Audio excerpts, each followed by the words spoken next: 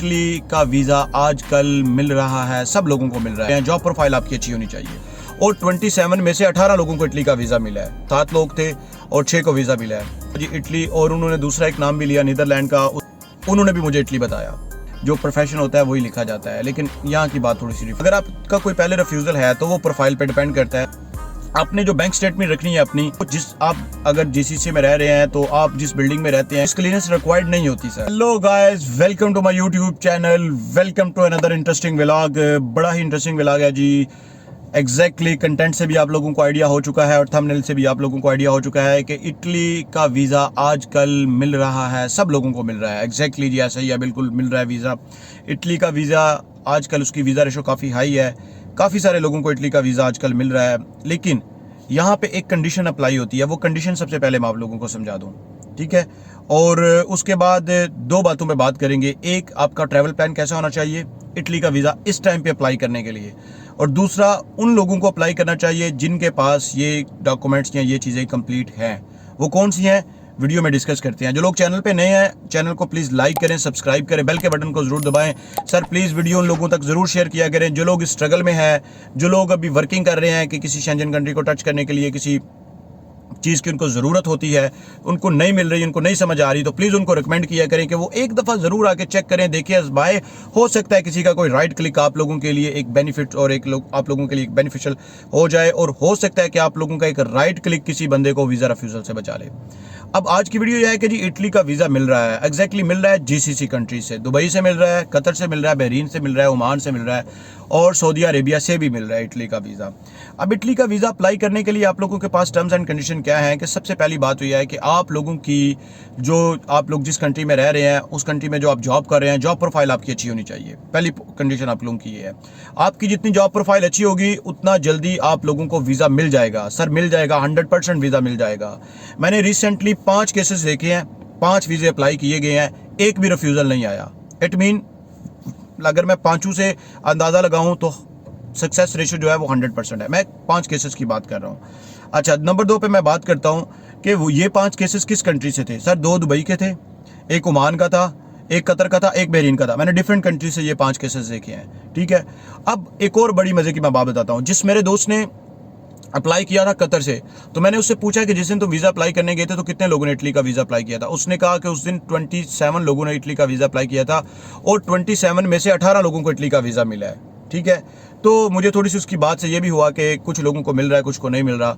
फिर मैंने चेक किया दुबई वाले से, तो उसने कहा कि मेरे साथ 7 लोग थे और 6 को वीज़ा मिला है।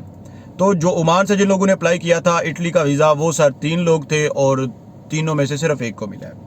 लेकिन ओवरऑल इटली के वीज़े मिल रहे हैं। अब इस चीज़ को मैंने रीवेरीफाई करने के लिए 2 डिफरेंट कंसल्टेंट से कांटेक्ट किया।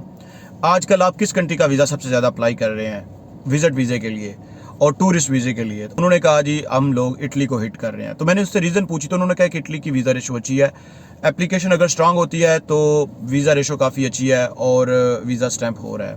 फिर मैंने एक डिफरेंट कंसल्टेंट से कॉन्टैक्ट किया, उनसे पूछा कि आजकल शेंजन वीज़ा अप्लाई करना है तो कौन सी एम्बेसी के अप्रूवल रेट जो है वो काफ़ी अच्छा चल रहा है। उन्होंने भी एग्जैक्टली सेम कहा। उन्होंने कहा जी इटली, और उन्होंने दूसरा एक नाम भी लिया नीदरलैंड का, उसके ऊपर एक अलग से वीडियो लेके आएंगे, लेकिन उन्होंने भी इटली ही मुझे कहा। मैंने कहा जी ठीक है। उसके बाद फिर एक बड़ी इंटरेस्टिंग बात आपको बताता हूँ। मैंने पुर्तगाल में एक कंसल्टेंट से कांटेक्ट किया, अपने किसी काम से कांटेक्ट किया था। तो मैंने उनसे पूछा कि आजकल जो आपके पास लोग आ रहे हैं पुर्तगाल में, वो सबसे ज़्यादा किस कंट्री का वीज़ा लेके आ रहे हैं? उन्होंने भी मुझे इटली बताया। इट मीन इटली की वीज़ा रेशो इस टाइम पे काफ़ी सारी बेहतर है। This is the right time to apply in Italy. अब बात करते हैं कि किन लोगों को अप्लाई करना चाहिए। मैंने थोड़ी देर पहले भी बताया है कि प्लीज़ जिन लोगों की प्रोफाइल अच्छी है, प्रोफाइल किस चीज़ को हम अच्छी कहते हैं कि उनकी सैलरी अच्छी है। मिनिमम अगर वो यूएई दिरहम में मैं बात करता हूँ तो उनकी सैलरी जो है ना 5-6 दिरहम से ज़्यादा ही होनी चाहिए। मिनिमम 6 दिरहम आप कह सकते हैं, 5 to 6 दिरहम की ब्रैकेट में उनकी सैलरी होनी चाहिए। वीज़ा उनका अच्छा होना चाहिए। अच्छे वीज़े से ये मुराद होती है कि उनका जो प्रोफेशन है वो अच्छा होना चाहिए।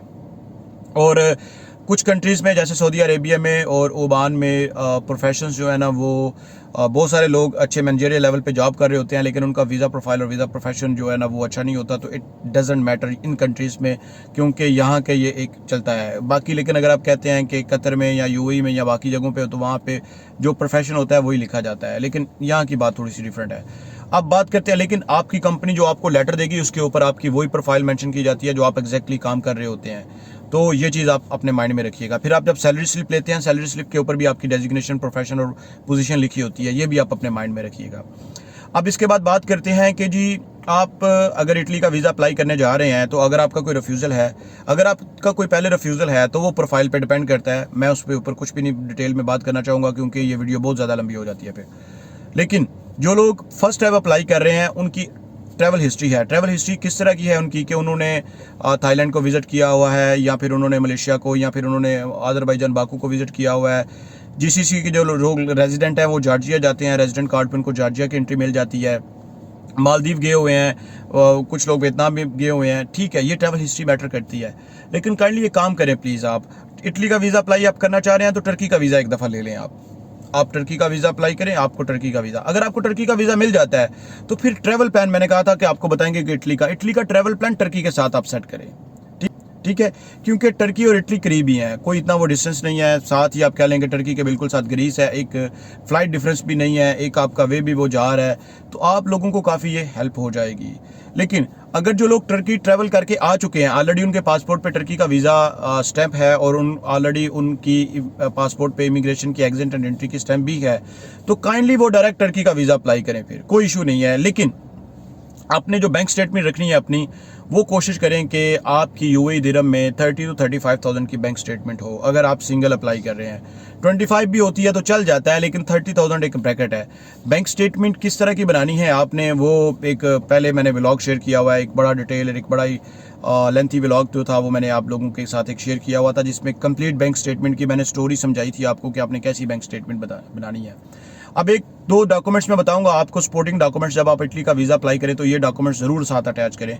वो कौन से डॉक्यूमेंट्स हैं? एक तो जिस आप अगर जीसीसी में रह रहे हैं तो आप जिस बिल्डिंग में रहते हैं कोशिश करें कि उस बिल्डिंग का एग्रीमेंट होता है तो एग्रीमेंट के पेपर अटैच करें। सर इसका बेनिफिट क्या होता है कि वीज़ा ऑफिसर ये देखता है कि ऑलरेडी ये जिस बिल्डिंग में रह रहा है इसके पास इस बिल्डिंग का एग्रीमेंट है, ये कहीं पे भी भाग के नहीं जाएगा, ये वापस यहीं पे आएगा क्योंकि ऑलरेडी इसने बिल्डिंग का जो एग्रीमेंट किया हुआ है। और उनको भी इस बात का पता है कि बिल्डिंग के एग्रीमेंट के लिए चेक देने पड़ते हैं, आपके चेक बाउंड होते हैं, काफ़ी सारी चीज़ें रिस्ट्रिक्टेड होती हैं, बाउंड होती हैं।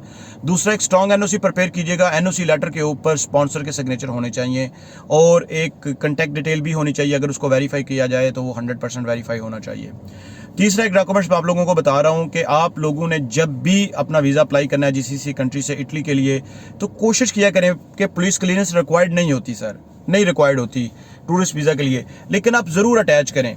इसका एक पता है वीज़ा ऑफिसर पे इम्पैक्ट क्या जाता है, इसका ये इम्पैक्ट होता है कि he is a very neat and clean person, clear person. इसको ज़रूरत नहीं है कि यहाँ से स्किप होने की, क्योंकि ये जिस कंट्री में रह रहा है कभी इसने लॉ को वायलेट नहीं किया, कभी इसने कुछ भी नहीं किया, तो जिस वजह से उनके पास एक रिकॉर्ड आ जाता है। अदरवाइज़ काफ़ी सारे कंसिक्वेंसेस माइंड में जाते हैं, स्पेशली जो पाकिस्तानी इंडियन पासपोर्ट है या बांग्लादेश का या श्रीलंका का पासपोर्ट है। हो सकता है कि ये बंदा किसी रीज़न से यहाँ से स्किप हो रहा है, इस तरह की काफ़ी सारी चीज़ें माइंड में आ जाती हैं।